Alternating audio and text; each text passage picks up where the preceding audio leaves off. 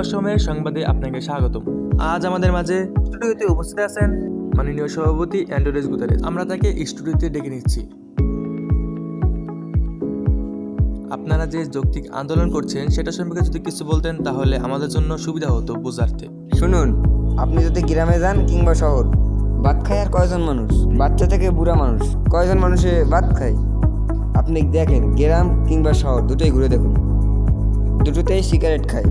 রিক্সাওয়ালা থেকে অ্যাডভোকেট সবাই সিগারেট খায়। তাহলে আমার একটাই প্রশ্ন, তাহলে আজ কেন? প্লিজ উত্তেজিত হবেন না। ভাত কেমনে ভাত জাতীয় খাদ্য হলো, ভাত কেন জাতীয় খাদ্য হলো সিগারেট না হয়ে? আচ্ছা ঠিক আছে, আপনাদের দাবিটা অনেক যৌক্তিক বুঝলাম। দয়া করে আপনি উত্তেজিত হবেন না, শান্ত থাকুন। আপনার এই দাবি, আচ্ছা আপনি উত্তেজিত হবেন না।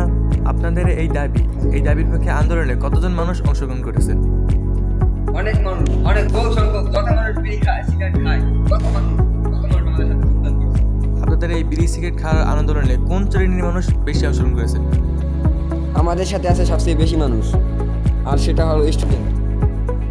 আচ্ছা student power is very powerful. Sorry, সময় শেষ। শুনতেই পারলেন, তারা একটা যৌক্তিক দাবি উপস্থাপন করেছেন। আমাদের উচিত তাদের দাবিকে মেনে নেওয়া। আমাদের স্টুডেন্টদের পাওয়ার সম্পর্কে ধারণাই আছে, আমাদের উচিত তাদের দাবিকে মেনে নেওয়া। আচ্ছা, আজকের মতো এই সংবাদ সম্মেলন এখানেই শেষ হলো। তবু থাকবো অবিচল, সত্যের পথে চল, সত্যের কথা বল, যাই যদি যাই প্রাণ, তবু থাকবো অবিচল।